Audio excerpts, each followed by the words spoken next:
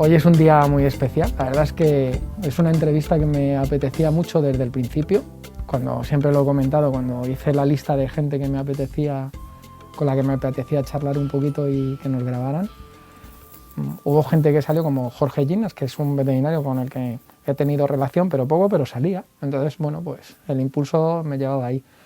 Y tú con la frase esa con la que me recibes cuando entro en tu centro de trabajo, pues estás en mi cabeza, ¿no? Entonces digo, bueno, esto tiene que salir en vídeo y creo que va a ser una entrevista chula.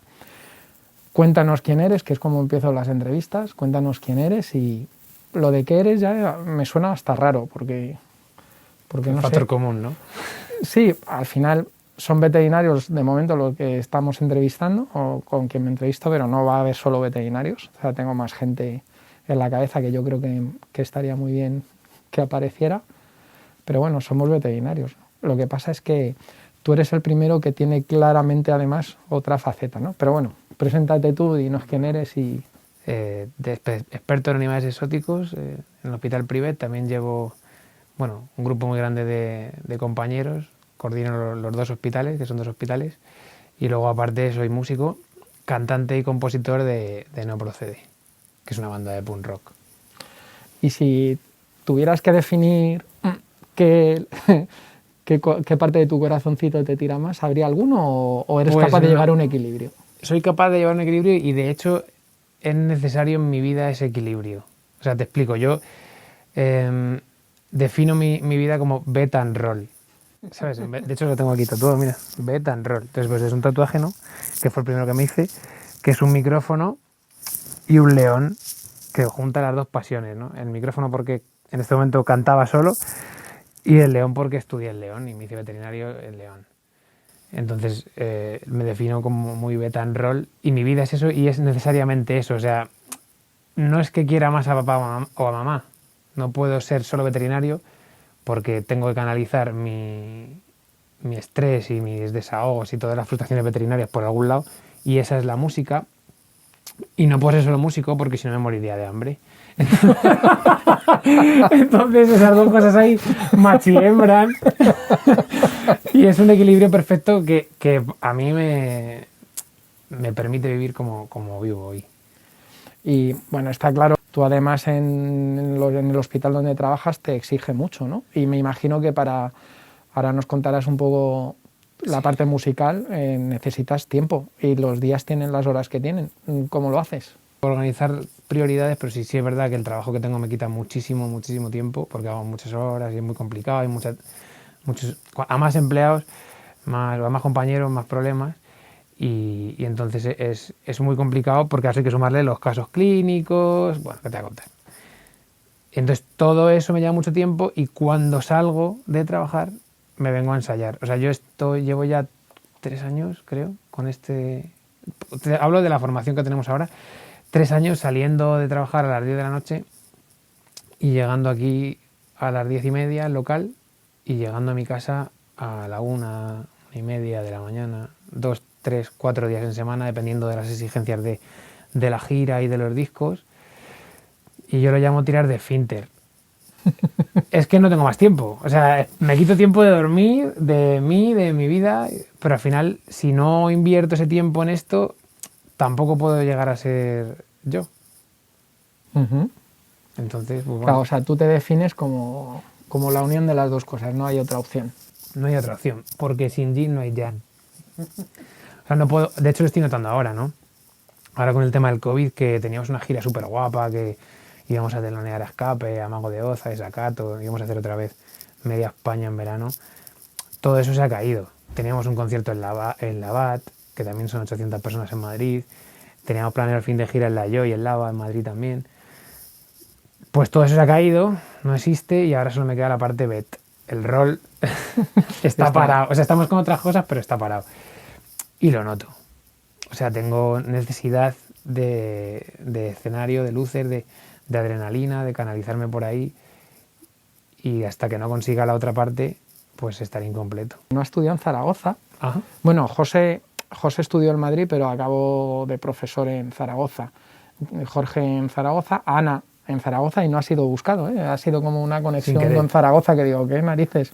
Si yo de Zaragoza solo recuerdo que una vez que iba a Pirineos, nos íbamos a hacer el Aneto y unas cumbres por ahí muy chulas, y me fui con una compañera veterinaria y teníamos que coger el tren este que es el Canfranero que llamaban, ¿no? Entonces de Zaragoza, en Zaragoza y perdí el tren y me quedé en Zaragoza y lo perdimos porque nos pusimos a charlar y el último tren que subía se nos fue. Qué raro, ¿no? Que no haya pasado el tren y es que lo habíamos perdido. Entonces, cuando pienso en Zaragoza, hasta ahora, No he perdido trenes. en ese día, que además fue un fastidio porque claro, no teníamos un duro, bueno, al final nos buscamos la vida, ¿no? Pero Zaragoza para mí siempre estaba asociada a aquel día que perdí el tren, que luego nos costó llegar hasta Benasque, que íbamos a Benasque, la Vera. Pues Luego hay que volver a Zaragoza y cambiar Claro. ese recuerdo, ¿eh? Luego fui a un Asecibe o algo así, creo que fue un Asecibe, y ahí descubrí que Zaragoza también tiene una parte muy chula, ¿no? Y muy divertida. Pero bueno, que era muy curioso. Y sin embargo, yo que tengo más conexión con la zona astur-leonesa, pues mira, eres el primer leonés, ¿ves? Pues por algo, el por León, algo tío. tenía... Por El algo León. tenías. Y además como tú, que 8 años y medio en sacarme la carrera. Tenía fama de... Bueno, sí, a mí también me costó un montón, ¿eh? A mí los primeros años fueron un calvario porque no me gustaba lo que estudiaba y yo tampoco soy nunca de estudiar. ¿Sabes? Atendía y tal, y con eso me había servido hasta entonces el bachillerato y en el cole. No. Y cuando llegué a la uni me metieron un rejón. Pues ahí Pero tenemos bien. en eso coincidimos también, porque yo hasta... Porque no sabía. Yo primero me lo pasé con las rentas de lo que venía del instituto, porque tuve muy buenos profesores en el instituto que recuerdo perfectamente, y para mí primero dije, ¿y esto es la universidad? Pues es que aquí no hay que hacer mucho para pasar esto. Y ya segundo vino fisio y ya tercero fue como la locura. Y había que estudiar, aunque fuera un poquito. Yo lo pensaba el otro día cuando escuché tu primer programa. Dije, la de gente que se habrá quedado en el camino, tío, que válida para la profesión por cómo está diseñado o cómo está enfocado el plan de estudio. Mira, qué chulo. Esto, por ejemplo, es algo que siempre he tenido en la cabeza, pero no me acordaba.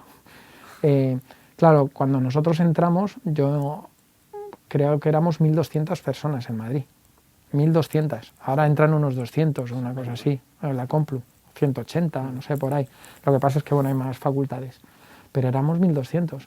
Entonces, a tercero llegaban 300. ¿Qué hacían? Ponían asignaturas en el camino con el objetivo de reducir el número de gente que pasaba, porque no había espacio. Claro. En primero había espacio, habían construido un pabellón en la facul externo, un poquito dedicado, yo creo que era como... A veces es un poco fuerte lo que voy a decir, pero sonaba como a los campos de exterminio, ¿no? Es muy brutal, pero... El lazareto lo llamábamos. No, pero de verdad que a veces yo pensaba que nos meten aquí y recuerdo a un profesor de biología, que algunos de los que nos escuchen sabrán de quién hablo, Tomás Pérez, que era el catedrático de biología, que su primera bienvenida fue: vengan solo los que se van a sentar ustedes en las 2 primeras filas. Los que vengan detrás ni vengan porque no van a aprobar. Y era como, pero si no saben ni quiénes somos, no. Ya tenían el número claro de gente que van a aprobar y punto, ¿no? Y claro, los exámenes estaban destinados para eso. Ellos decían que solo aprobaba un 20% y a lo mejor tenías que sacar un 7 para aprobar. Claro.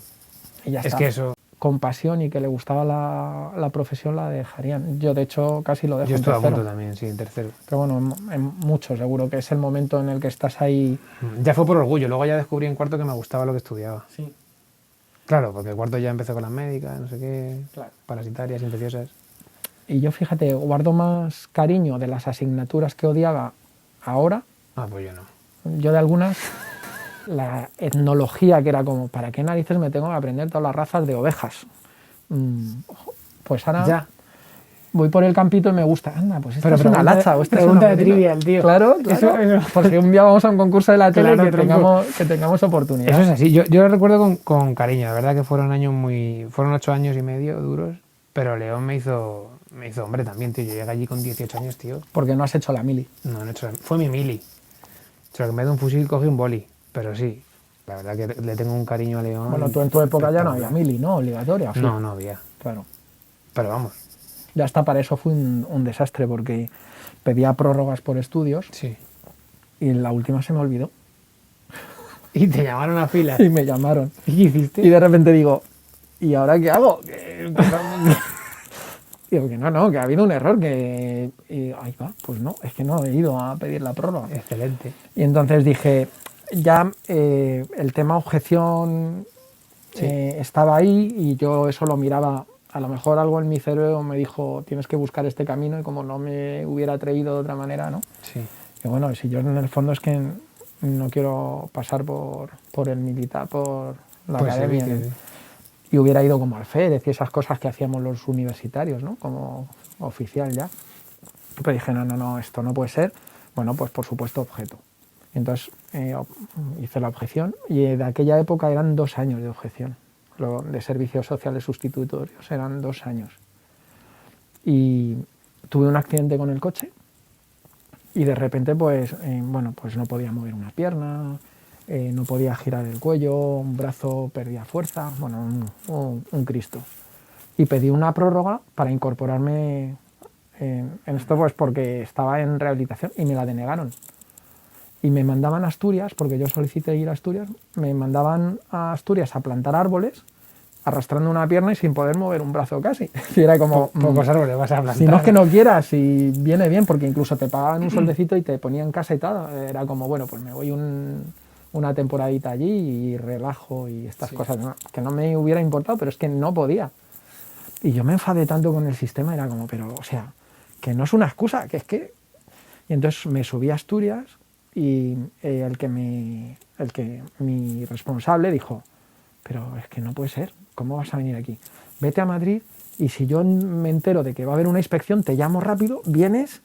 Y yo decía, pero esto, además era en el occidente de Asturias, que en esa época eran como 8 horas de viaje en coche, ¿eh? Dije, va, y lo hicimos así, un mes o así. Y dije, no, esto tampoco tiene sentido. Y entonces hubo una ley en la que te convalidaban las horas de servicios sociales que hubieras hecho en ONGs o lo que fuera, con horas de prestación.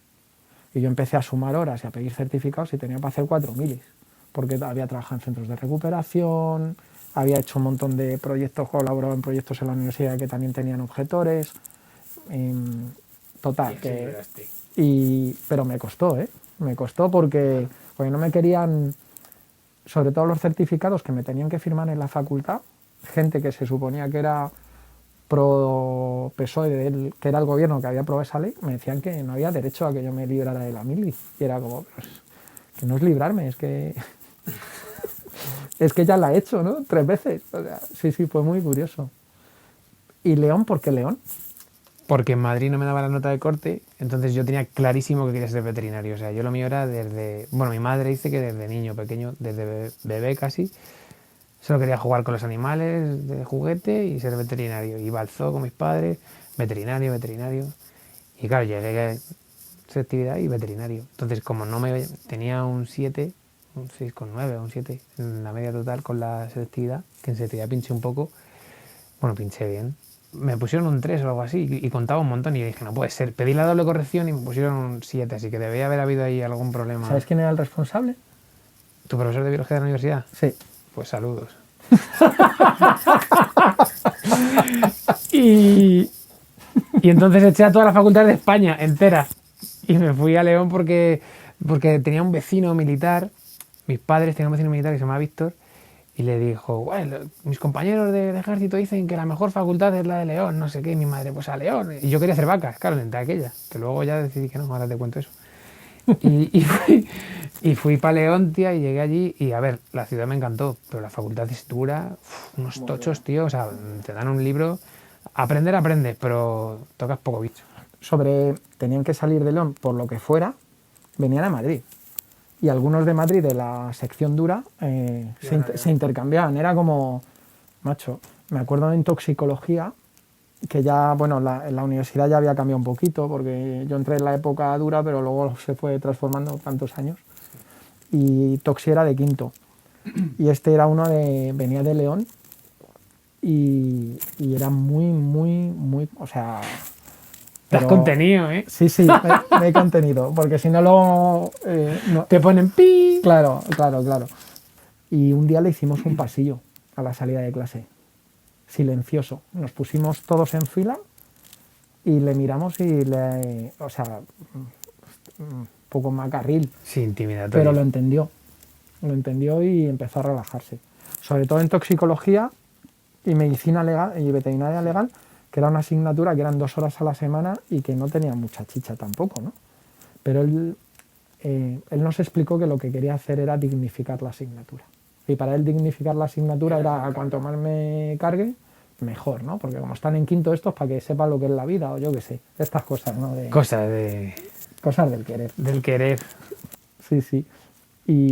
Pero bueno, aún así era gente que venía también de ese concepto de enseñanza que no tiene mucho sentido, porque lo que se trata es, lo que se debería de tratar es de formar profesionales que luego sean capaces de hacer lo que hacemos con alegría, con conocimientos, que nos trabajaran en esa parte emocional, que no saliéramos con rabia de la facultad, ¿no? Sí. Sino que miráramos a la... Yo ahora miro a la universidad y la miro con cariño. O Sí, sea, yo yo también. la echo de menos y me ha dado mucho. Entonces tengo que reconocer que aunque haya pasado momentos regulares, es un sitio que mola.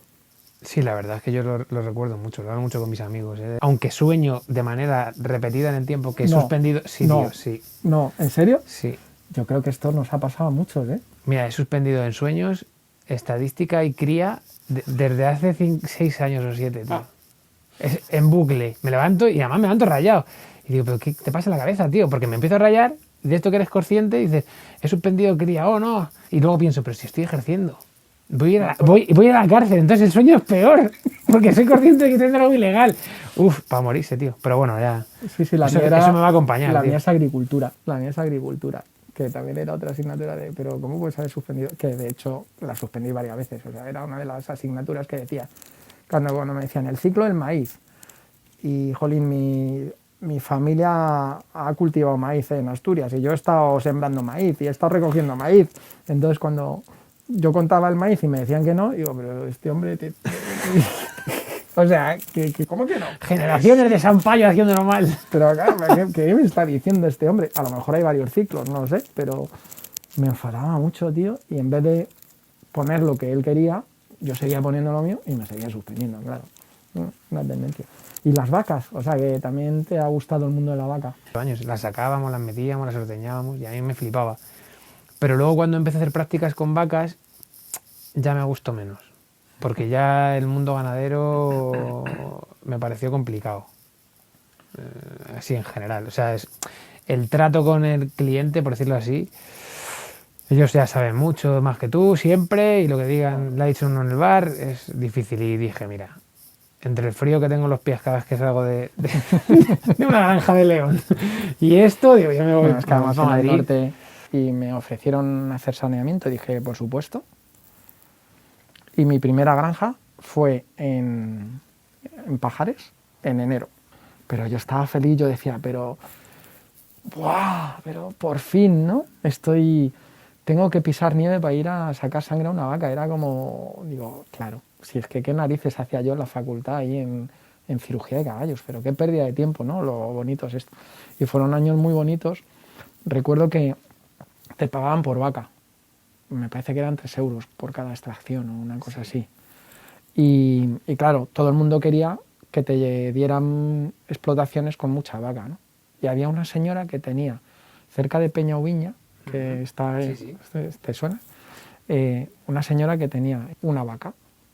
Entonces, había que subir con el todoterreno hasta donde llegaba, luego una pateada de como 3 horas para llegar a donde la señora, para luego otra pateada de bajada y que te llevaran, ¿no? O sea, echabas todo el día por 3 euros. Y nadie quería ir con la señora.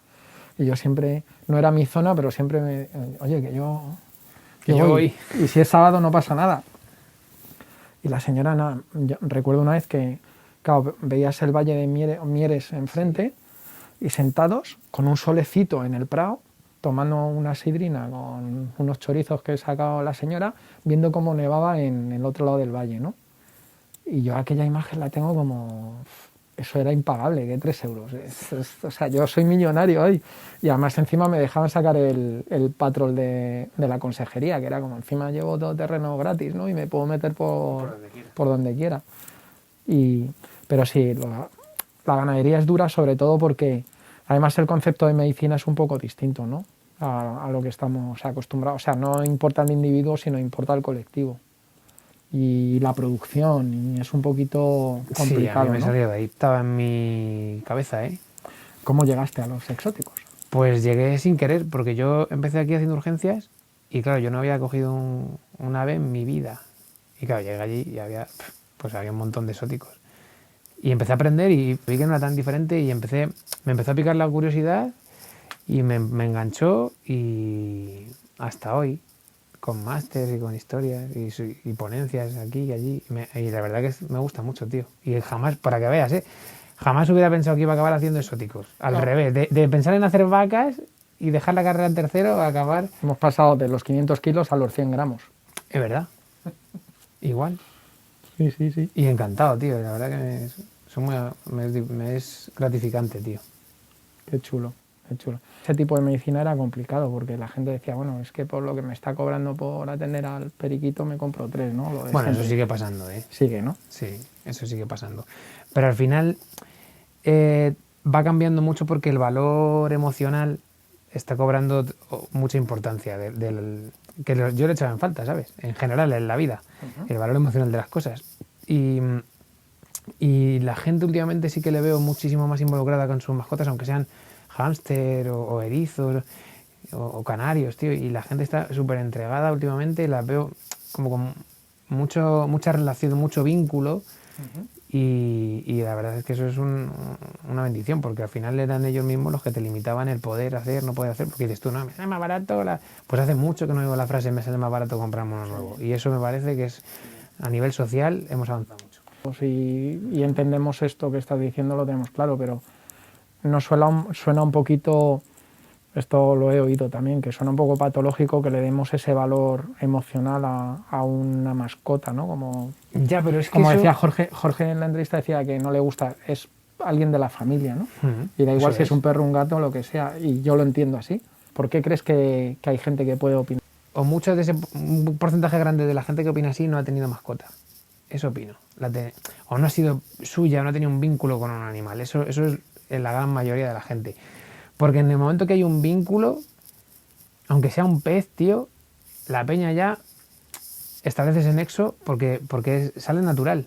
Entonces, negarlo es como esa mentalidad de antaño, ¿sabes? No sé si me estoy explicando. Esa mentalidad retrógrada, no, es que es un perro que coma en la calle. Pues eso ya no se estila, tío, porque al final, antes el perro, por ejemplo, por hablar de perros, era una herramienta de trabajo. Ahora el perro es un animal de compañía. Entonces ahora ya el perro es uno más de la familia. Antes seguramente también para el que el perro le daba la vida, como un pastor, como mi abuelo que tenía perros y dormía en el campo solo con ellos, pues los perros eran su familia porque lo protegían de los lobos en Extremadura, ¿no? Claro. Entonces, pero si no tienen ese nexo, al final ese vínculo, si es que se crea solo. Entonces opinan todo lo contrario, opinan que son animales y que no tienen tal, pero en cuanto tienen un nexo en común y un par de meses viviendo con un animal todos los días, viendo cómo sus rutinas, las tuyas, cómo conectáis, creo que al final eso se destruye, esa parte negativa, ¿no? Esa reminiscencia de atrás, y se forja la idea de familia. Trabajar junto con tu animal incluso puede ser bonito, ¿no? Bonito. Quiero decir que un pastor con el vínculo que establece y la conexión y ese entendimiento que se ven, a lo mejor era esto me pasaba en Asturias, ¿no? De ir cuando empezaba a hacer endoscopia en gatos, en Asturias, y la señora, me recuerdo una propietaria decirme, pero por favor no le diga usted a nadie que he venido con mi gato aquí, porque le daba vergüenza, ¿no? Entonces, no sé por qué llegamos a ese punto, ¿no? Pero bueno, está claro que las cosas están cambiando y evidentemente, por lo menos en las grandes ciudades, no sé si en la zona rural también, ¿tú qué crees? Cuando hemos estado en Panamá en charlas y cosas así, la gente, ya los estudiantes, que he conocido estudiantes de México, de Costa Rica, de propio Panamá, ya los estudiantes vienen con esta mentalidad de la que estamos hablando. Ojo, y eso es importante. Y luego muchas veces recibo mensajes de por Facebook, de gente que cerca de sus zonas de donde ellos viven no hay un veterinario de exóticos o de animales no convencionales. Y ya ellos tienen mira, es que he ido a mi veterinario y me ha dicho que no sabe, pero que si le dices o si le ayudas o si no sé qué, o sea, cambiar el chip, porque creo que lo está cambiando a nivel global todo el mundo, no solo en España. Pero es una cuestión de educación, ¿eh? Claro. Es una cuestión de educación. Ya no sé si son los zoos, no son los zoos, es la tele, son los documentales. Ahí ya no voy a entrar porque no tengo ni idea. Pero es una cuestión de educación. Las familias, nosotros, pues tus hijos o los míos, entenderán esto desde el principio. La parte de músico. La música. Es innato. Esto fue sin querer. A mí siempre me ha gustado la música, ¿no? Yo desde pequeño siempre cantaba en casa y mi madre ponía la radio y a mí me gustaba mucho Antonio Flores. O sea, el primer disco de Alejandro Sanz me parece un discazo, lo digo. Que digan, no, es que el rock and roll. Pues el primer disco de mis discos favoritos, entre mis 5 discos, están el primero de Alejandro Sanz, el primero de Estopa y el último de Platero, para que veas la variedad, ¿no? Al final a mí me gustan las canciones. Y me han gustado siempre. Y entonces, pues ya cuando yo tenía 15 años o así, ya quería yo una guitarra. Papá, quiero una guitarra. Y en mi casa es cierto que ahora me apoyan un montón, pero antes no. Antes no me apoyaban nada, claro, porque era en plan, no, la guitarra, no. Y no tenían con la guitarra. Entonces, unas navidades cayó una guitarra, y esta es así malilla. Pero entonces fueron los Reyes. No me la encontré. Me la encontré. Y empecé a chapurrear un poco y bueno, y a la guitarra era muy mala y sonaba muy mal y acabé como dejándola. Pero luego en León, en la calle, en un contenedor, me encontré una guitarra que era una Alhambra, pero estaba reventada, literal, o sea, las tapas estaban abiertas así y el mástil estaba roto. Total, que me la llevé a casa y la arreglé, con cola de carpintero y cinta americana. Y yo no tenía guitarra y esa fue mi primera guitarra oficial. Pues aprendí a tocar, aprendí a cantar y a tocar, empecé a componer y entonces un día fuimos a un concierto, un poquito antes de encontrarme la guitarra, en la Sala Qualun, que está ahí en la Ermita, en Madrid. Fuimos a ver a La Fuga y éramos menores y no podíamos pasar. Y nos colamos ya a nuestro primer concierto en general. Bueno, nos flipó, éramos amigos de toda la vida, del grupito de siempre, salimos encantados, pues en el autobús de camino a casa ya queríamos montar una banda. Y entonces empezamos ahí, pim, pam, no, quiero ser una banda. Cada uno se repartió un instrumento en función de lo que tenía en casa, ¿no? Pues mi amigo Campillo pues era la guitarra porque su padre tenía una guitarra y así todos, y como yo no tenía nada, pues era cantante. y así empecé. Y luego tuvimos un montón de años un grupo que no tenía nombre en el instituto, hasta que llegué a la universidad y ya se llamó No Procede, porque la otra opción era de efectos especiales, pero esta es buena. Estaba en clase de mates en bachillerato, el último año, y estábamos mi compañero Robert y yo escribiendo en una lista los nombres posibles y se quedó de efectos especiales y yo dije, ¡guau! Y la profesora, que me odiaba porque a mí las mates se mandó siempre como el orto, me echó de clase. Y entonces, según me estaba yendo al pasillo, me dice, Beltrán, tu actitud no procede. Y entonces yo miré a mi colega y le dije, apunta. Y se quedó con No Procede. Y entonces empezamos a montar la banda y aprendimos a tocar. Y al principio grabamos una maqueta muy cutre, pero se llenaba los conciertos. Y la maqueta es difícil de escuchar. Luego dijimos, venga, vamos a grabar un disco un poco más tal. Y grabamos el No Quedan Valientes, que también lo hicimos en plan casero con algunos colegas que eran técnicos de sonido y tal. Y estaban empezando ellos también. Y bueno, esas están en Spotify, bueno, pues una maquetilla. Pero, tío, se llenaban. Y ya llenamos 5 veces Siroco en un año, tío. Claro, te llega el de la Siroco y me dice, tío... Eres un filón. Me dijo, ¿cómo puede ser? No, se llama Pablo, no se me olvidará, el técnico. Me dice, ¿cómo puede ser que siendo tan malos, así es, llenéis siempre hasta la bola, tío? Y le dije, pues no lo sé, pero me hizo gracia. Y entonces ya la siguiente hubo cambio de miembros y tal, se fueron la batería y el bajo, entraron en batería y en bajo, y grabamos Grisú. Y con Grisú fue fenomenal. Empezamos ya a llenar, Caracol, hicimos 3 sold out en Caracol, que ya es más grande que Siroco, y empezamos a rodar por España, estuvimos en Cataluña, en la Comunidad Valenciana, Castilla-La Mancha, bueno, un poquito así, y empezó a sonar más o menos. Y yo que soy muy cabezón, tío, digo, es que necesito grabar un disco de que darme a gusto, ¿sabes? Que igual los que no me conozcáis de menudo sobrado que estoy diciendo que igual no os gusta, pero lo debéis escuchar para juzgarlo. Y grabamos... Haz apología de tus discos. No, pero que yo lo cuento pasional porque me sale, ¿eh? Y grabamos Morder y Esperar. Y Morder y Esperar, pues nos ha dado unas alegrías increíbles, tío. O sea, para empezar, presentamos en Copérnico, que son 700 personas, tío, y se acabaron las entradas 4 días antes del concierto. Llenar la Copérnico, tío, que yo he visto ahí a las bandas que a mí más me han gustado, hasta la bola y con días de antelación. Y entonces, claro, todas esas horas de salir de trabajar de repente cobran sentido, tío. Y ver que dejo de cantar y 700 personas cantan, o sea, es que me emociona, mira, se me pone hasta el pelo de punta, tío. Y hubo una canción que es la última del disco, que es en acústico, y entonces pues íbamos a tocarla en acústico, y resulta que nuestras guitarras en ese momento no tenían enchufe.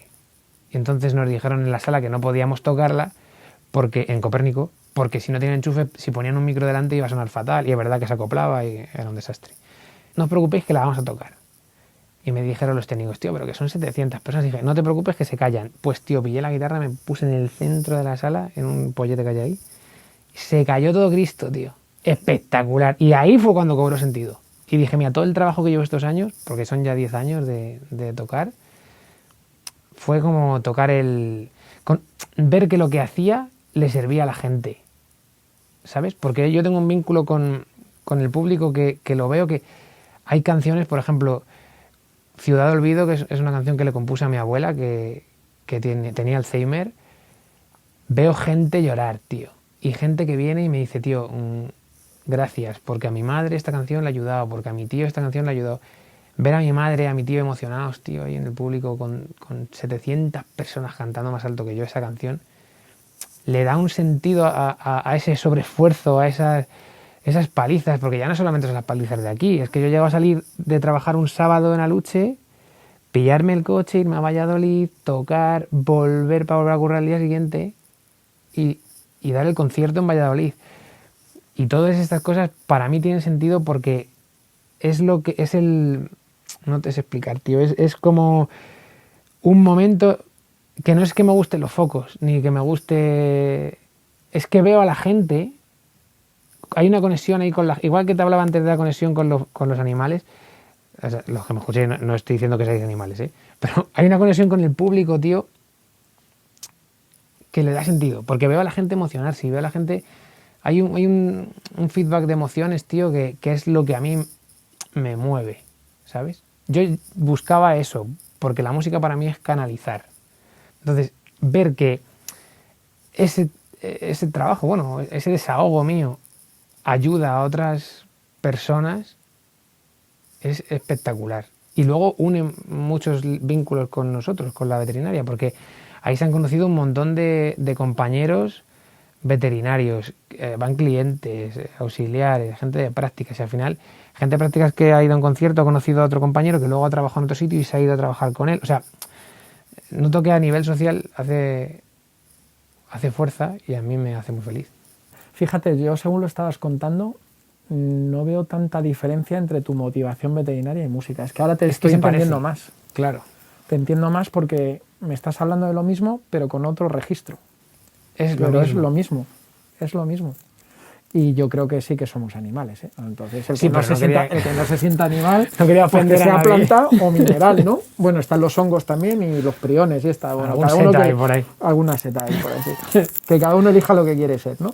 Pero al final, eso que estás contando, esa conexión con otros seres, más parecidos o menos parecidos a ti, tú has elegido una especialización con seres un poco más alejados en la escala evolutiva que con los que yo trabajo habitualmente, pero tiene todo el sentido y son dos formas distintas, que lo que me admira de ti es que tengas esa capacidad, ¿no? Aunque es verdad que por lo que cuentas recibes mucho, pero Hombre, pero recibe muchos momentos puntuales. Claro. Claro, o sea, es como una... Y eso te tiene que rellenar tanto para que aguantes hasta que casi no Sí. tengas energía que te venga el siguiente Eso subidón, es. ¿no? Algo de febrero. Pues ya desde febrero sabía que en junio presentábamos en Copérnico. Entonces, eso fueron unos meses de curro que, claro, esto no se ve tampoco. Curro extremo de redes sociales, hablar con discográficas, productores, hasta marcas de cerveza para que patrocinasen. Un curro detrás, claro, a la escala que yo... Porque nosotros tenemos... Bueno, estamos en un nivel... Si fuese fútbol, estaríamos en la mitad baja de la tabla de segunda división. Pero claro, yo no tengo una persona... Ahora tengo un trabajo con Álvaro, pero no tengo una persona que me organiza absolutamente todo. O sea, depende mucho de nosotros. Entonces, ese esfuerzo hay que hacerlo. Y es que se parece todo en la vida con la veterinaria, bajo mi punto de vista, en este aspecto. Pero es igual que la formación, ¿no? O sea, tú quieres dar una charla en un sitio, pues te la tienes que preparar porque sabes que tal día tienes una charla y tú vas a ayudar a otros compañeros y otros compañeros te van a ayudar a ti, y en la consulta igual, tú quieres ayudar a una serie de animales, tienes que formarte, tienes que... Pues es muy parecido. Y es toda una... Cosas que me llenan, tío.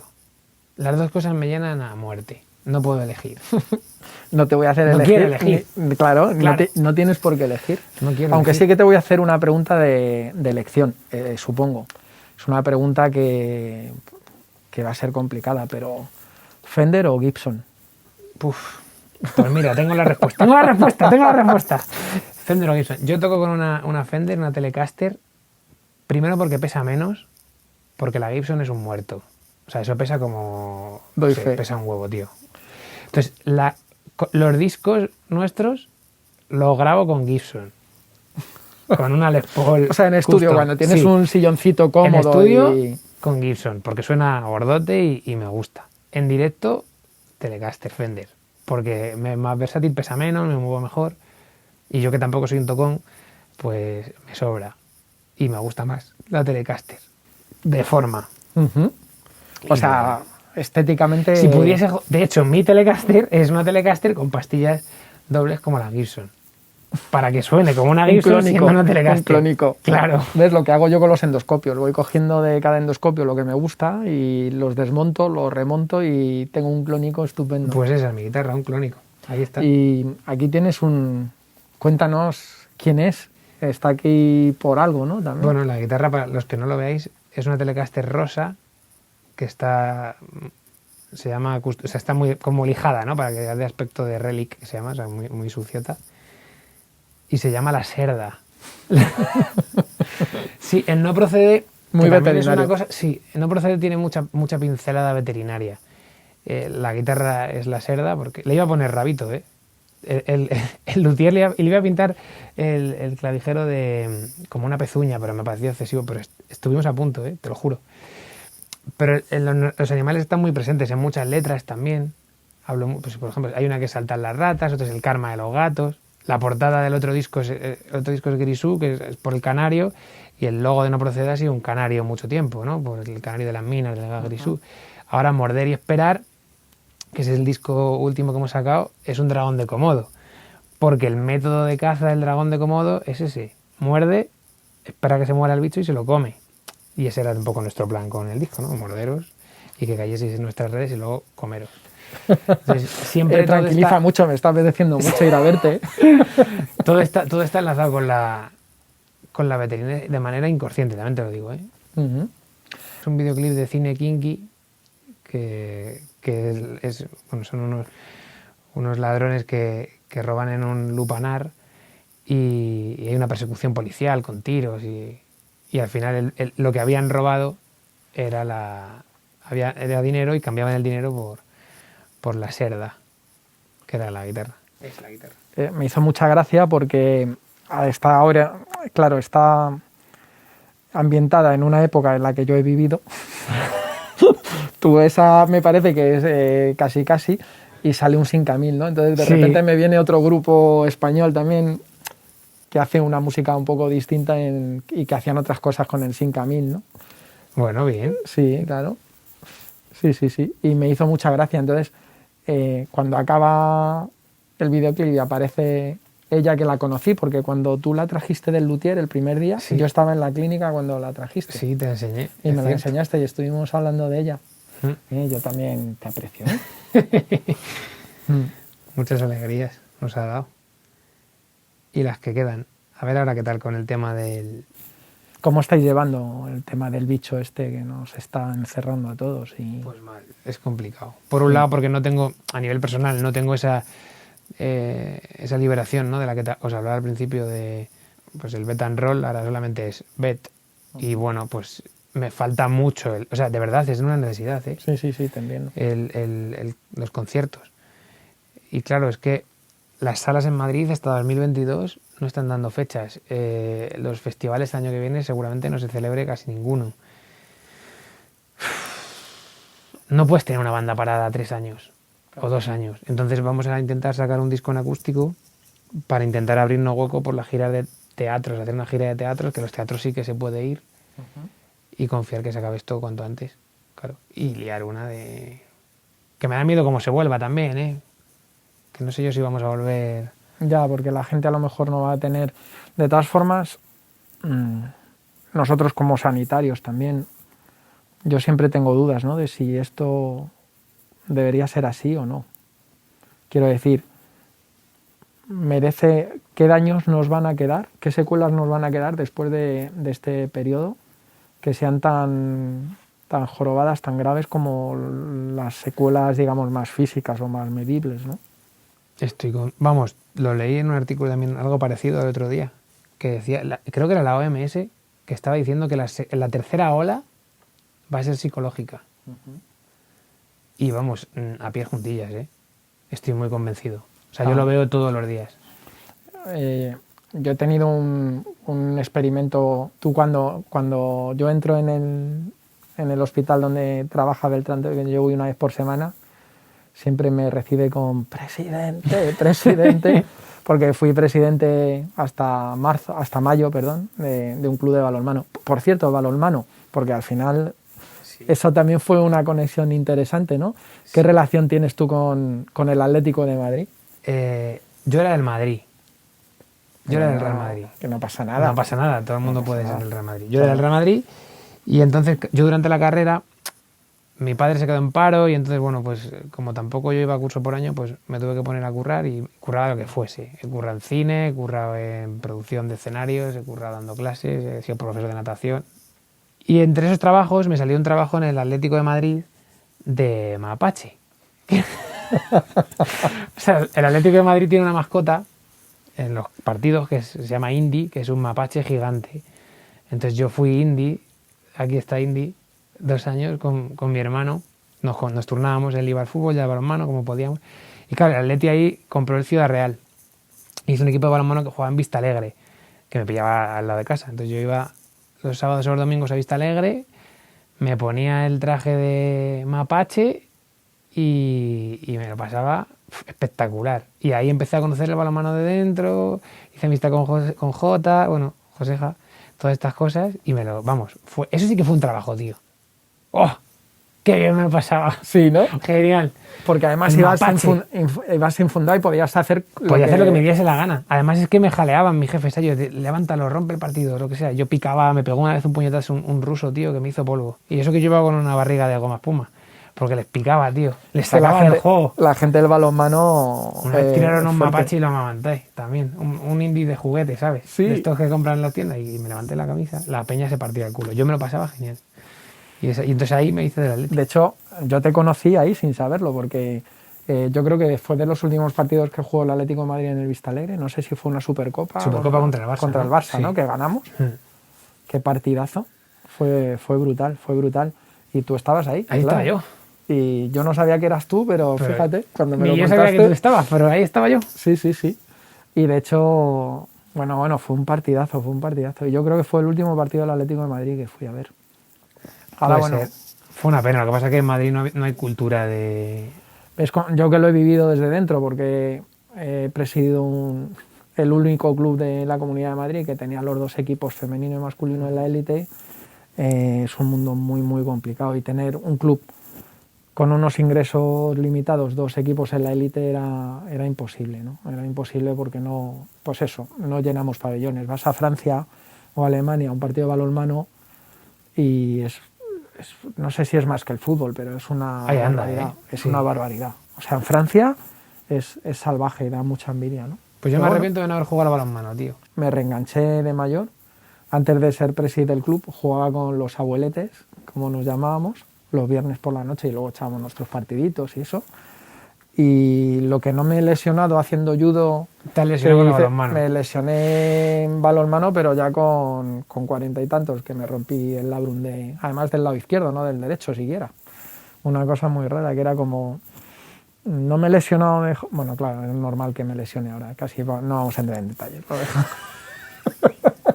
Sí, bueno, el deporte...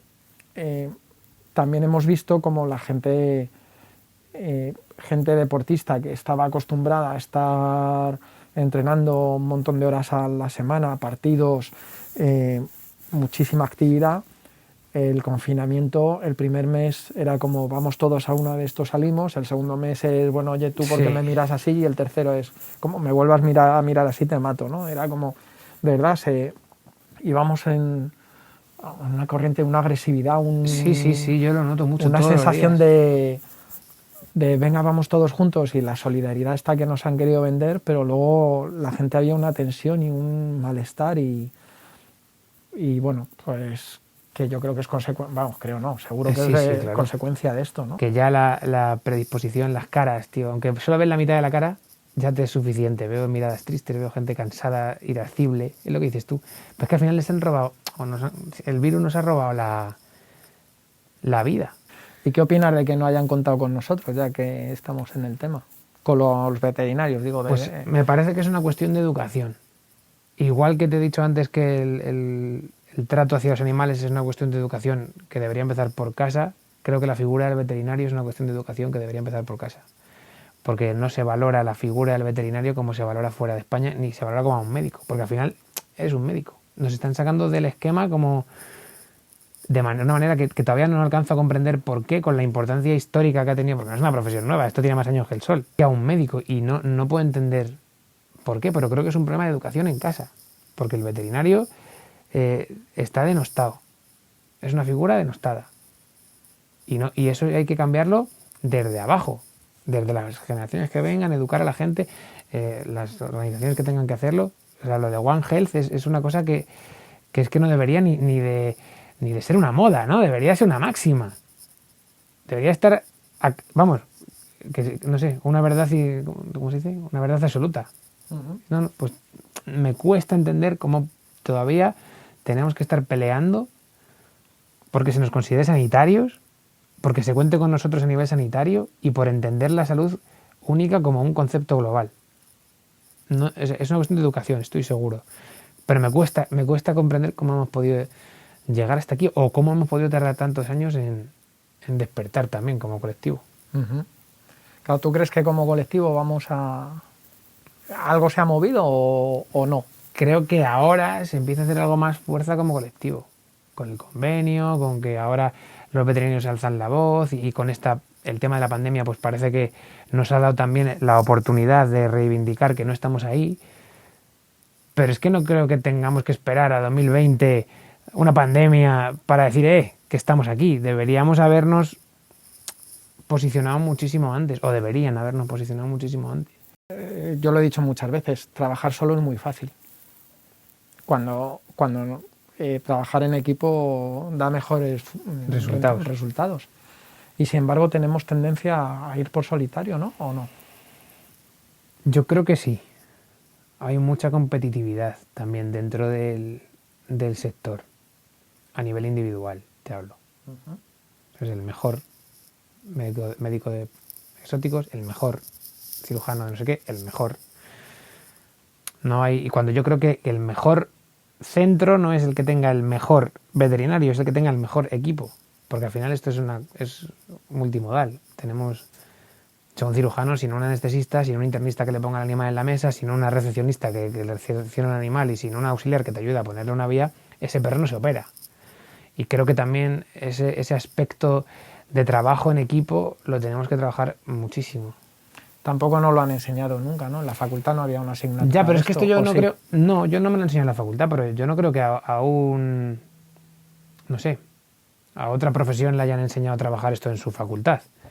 Esto es una cosa que se tendría que aprender también, pienso, desde mucho antes. En el colegio, los trabajos en equipos... Nos falta claro, esa cultura desde antes, ¿no? puede ser. Yo haciendo ahora que estamos hablando de esto, pues yo qué sé, tío.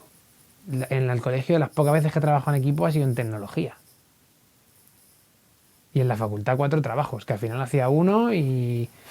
Sí, es verdad, no lo digo. A veces he sido yo el que no ha hecho el trabajo. Pero porque también muchas veces esa persona que hacía el trabajo no quería que lo hicieses tú, porque, ¿sabes? Claro, Entonces, no creo que en la facultad puedan hacer una asignatura que se llame trabajo en equipo, pero sí que tendríamos que buscar una manera de entender, pues igual que solicitamos un One Health, ¿no? De cara a la sociedad, un One Health de cara al veterinario, el que sea, en el puesto que sea. Porque para que ese veterinario haga algo necesita un equipo detrás. Pienso yo. De ahí tu función en el hospital, ¿no? Esa es mi función todos los días. Nos habrá que preguntárselo a mi jefe. Yo creo que sí, porque ya son muchos años haciendo esto. Pero yo es que es una cosa que lo veo muy claro. Cuando trabajas en un hospital con tanta gente, todas las piezas del puzzle son importantes, todas. Ya te digo, desde el que coge el teléfono hasta el que opera un CAP. Porque es que si el que coge el teléfono no coge el teléfono, el cirujano no opera un CAP. Y hay muchas piezas ahí que hay que unir y es muy complicado. Pero sería más fácil si nosotros, como individuos, entendiésemos la necesidad de tener un compañero al lado siempre. Porque dos cabezas siempre piensan mejor que una, eso es así. Nosotros hasta para sacar sangre necesitas que alguien te sujete al animal. O sea, es algo que el trabajo en equipo es una máxima que deberíamos trabajar mucho y mucho una destrucción, como se diga, del ego, ¿no? Propio. Muchas veces hay que preguntar, hay que apoyarse en colegas, tío, que a veces parece que si preguntas a alguien, a ti te da vergüenza preguntar y al otro que dice, mira lo que me ha preguntado. Y esto lo veo muy a menudo, y no solamente en el hospital, lo veo fuera también, lo veo en compañeros de otros centros y en amigos. Hay que trabajarse uno mismo, yo creo, en ese aspecto. Mis discos no son sociales, hablan de historias personales y seguramente este siguiente disco hablará de temas sociales desde una visión personal, igual que la de mi abuela, ¿no? Pero van a ir muy por ahí los tiros, porque lo mejor y lo peor que me llevo de la pandemia es haberme dado cuenta del fracaso que somos como sociedad. Así, al nivel que quieras, tío. Yo pensaba al principio, buah, esto nos va a hacer mejores. Yo oí a mucha gente decir que esto no nos iba a hacer mejores, que incluso podíamos acabar peor. Sí, yo he tenido momentos en los que tengo la duda, no lo sé. Yo creo que peores. A lo mejor cuando pase y tengamos un tiempo para reflexionar, eso es otra cosa. Aprendamos de lo mal que lo hemos hecho. Ahí te banco, toda la razón. Creo que ahora mismo somos peores, pero creo que esto nos va a obligar a entenderlo y a ser mejores. Aunque solo sea por puro egoísmo. Es que esto no va a ser la única, o sea, van a venir más. Nosotros somos veterinarios y sabemos que hay muchos bichitos por ahí esperando que pueden saltar en cualquier momento y que encima no lo estamos currando. O sea, estamos poniendo todos los medios para que esto pase. O sea, va a venir otra. Va a venir otra y otras. Y entonces, ojalá aprendamos un poquito. Muchos médicos muy buenos y yo creía que podía ayudar a otras especies, ¿no? Pero fíjate que yo termino pensando que hay suficientes humanos, suficientemente buenos, como para que al final tengamos un poquito de esperanza. No sé. Pero eso sí. Igual hoy, igual mañana no. ¿Tú sabes esto de la inmunidad colectiva que tanto hablamos, de rebaño? Pues mentalidad colectiva, que es lo mismo que enlazo con lo de antes. El individualismo que vemos en el trabajo lo extrapolo a casi cualquier estrato de la sociedad. Y ese es un problema de base, tío. Yo no soy sociólogo, pero... Bueno, pues solo nos queda desde los canales que podamos transmitir el mensaje y... Eso es, entonces sacaré un disco que voy a dar una cera de lo mal que os habéis portado. Yo también, que tampoco soy un santo. Bueno, pues... Bueno, antes de que acabemos con lo que quieras, he disfrutado un montonazo. Te he conocido un poquito más, que que como nos vemos en el espacio de trabajo, pues tampoco hemos tenido ocasión y la verdad es que eres un personaje, ¿eh? Eres un personaje. Bueno, tú también.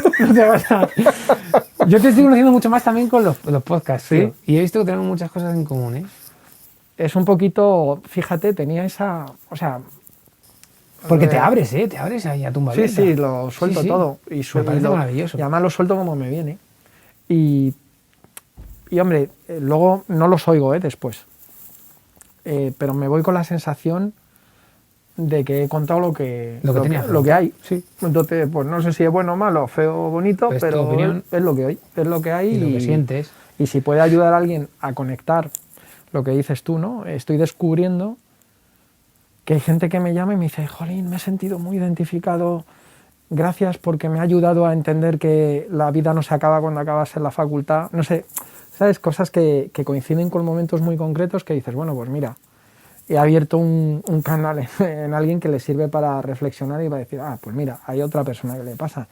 Que al final, bueno, yo en casa estoy rodeado de psicólogos o de futuros psicólogos y al final lo decíamos muchas veces, me lo dicen muchas veces, que ellos ayudan a que te mires tú para adentro, vamos, te dan las claves. Si la solución la tienes tú. Y al final te digan, pero vamos a ver, si es que esto es A, B, C, o D, pues tú eliges, tú estás en el C, pues mira, esto le pasa a no sé cuántas personas. No te sientas mal ni tal, porque es normal que te pase esto cuando sucede esto, ¿no?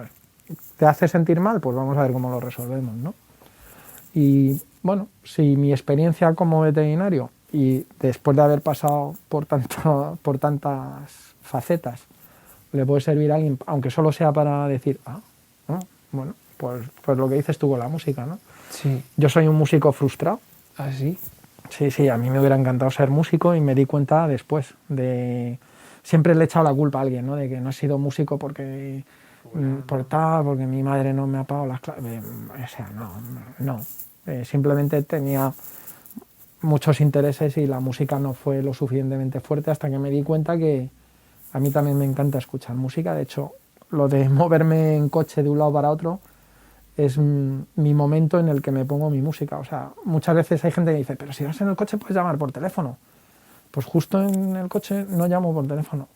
Me siento en el coche para ir de aquí a aquí, desconecto y me escucho la música que sea, ¿no?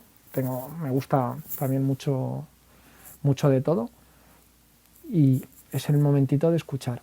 Entonces, claro, siempre me ha gustado luego intentar coger un instrumento y pues he probado el violín. Dios mío, ¿por qué el violín? O sea, no hay instrumentos más sencillos que el violín. Es como, que, ¿sabes? Cuando llevas 2 años tocando el violín, dices, es que te duele hasta a ti mismo, ¿no? La gaita, venga, pues bueno, la gaita como suena mucho y suena un poquito mejor que el violín, sí. Pero claro, cuando llevas un rato con el roncón aquí, dices, oh, Dios, el violín, no.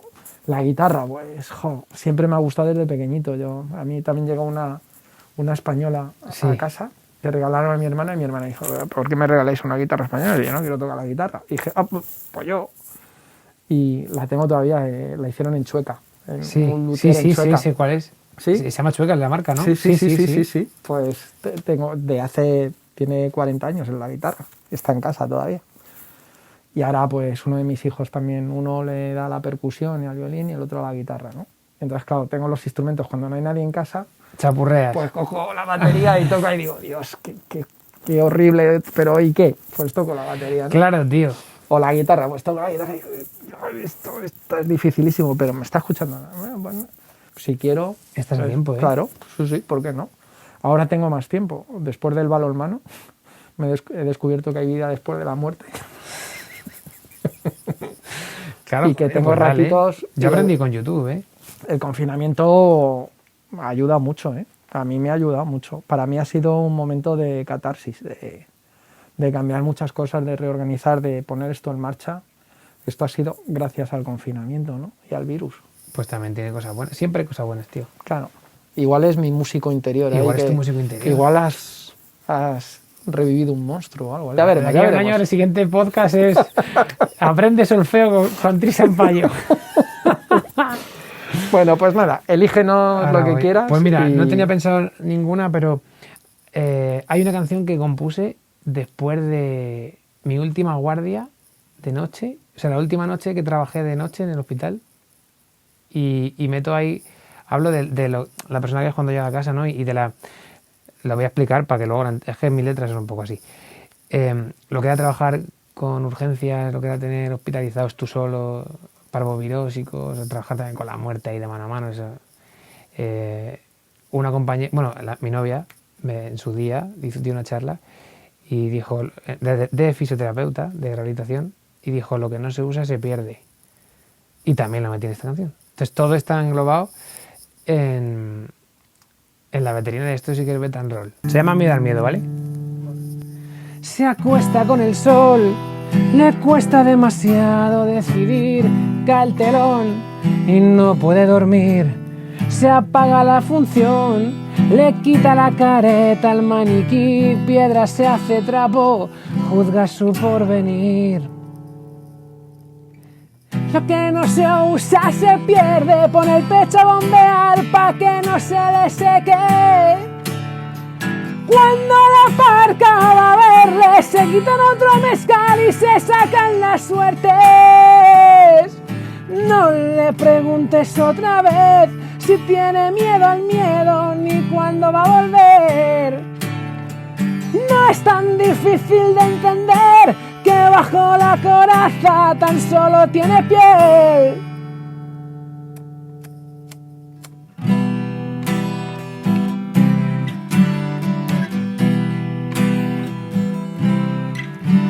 Calienta la ilusión, la mete en una taza de café, adultera el tiempo, rasga su piel, fundarla sin razón. El sueño se pelea contra la fe y el camino fácil no pisará otra vez. Lo que no se usa se pierde, pone el pecho a bombear pa' que no se le seque. Cuando la parca va a verle, se invitan a otro mezcal y se sacan las suertes. No le preguntes otra vez si tiene miedo al miedo ni cuándo va a volver. No es tan difícil de entender que bajo la coraza tan solo tiene piel. No le preguntes otra vez si tiene miedo al miedo ni cuándo va a volver. No es tan difícil de entender que bajo la coraza tan solo tiene piel.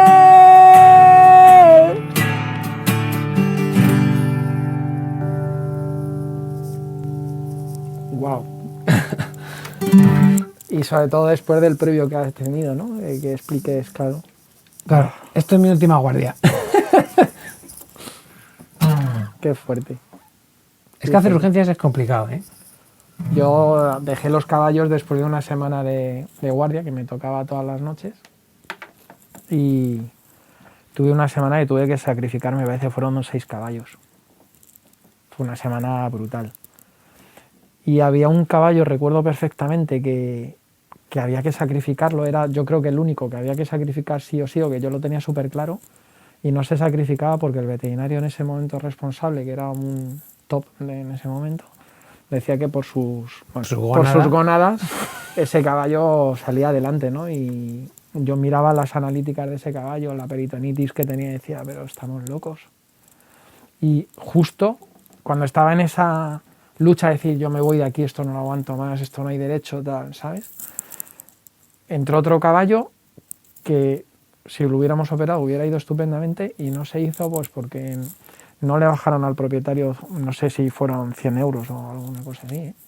Y dije, no tiene sentido, se acabó. Y me fui. Bueno, pues para acabar a lo bestia, que es como tenemos que acabar, si quieres decir algo más o contar algo... Cuando terminé la carrera, un compañero de la facultad, claro, yo ahí con la música todavía estaba... O sea, no había grabado todavía Grisú, pero bueno, ya tenía claro que lo iba a grabar y tenía las canciones. Y terminaba y me tenía que venir a Madrid. Y me dijo mi compañero que no iba a ser capaz de ser veterinario y músico, que tenía que elegir, que dejase la música, porque la música no me iba a dar de comer, y que la veterinaria tenía que ser mi profesión y que me iba a llevar tanto tiempo que no iba a poder ser músico. Entonces, como sé que esto lo escuchan estudiantes, hacer lo que tengáis que hacer y lo que queráis hacer, porque si queréis hacerlo lo vais a poder. Es una cuestión de organizarse y de echarle moles. Wow. Y si me estás oyendo, compañero que me dijiste que no podía, estás invitado al próximo concierto. De buenas, de buenas. No, lo recuerdo con cariño, me lo dijo Seguramente con amor. te lo dijo sí. con queriendo cuidar de Sí, ti, sí, ¿no? me quería mucho. Claro. Pero, míralo. Solo es imposible lo que nosotros no queremos intentar. Eso es. Así que con esta reflexión filosófica... ¡Hala! Nos acabamos la cerveza y Y a os correr. emplazamos al siguiente podcast. Muchas gracias. Muchas gracias a ti. Para mí es un placer, Tri, de verdad, tío. O sea, estoy muy, muy orgulloso de que me hayas metido en este elenco y formar parte de este proyecto tan bonito y además tan tuyo, tío. De verdad, tío. Muchas gracias, tío. A de ti, verdad. Tris, tío. Síguenos en Instagram, @trisampayo, para no perderte las últimas novedades.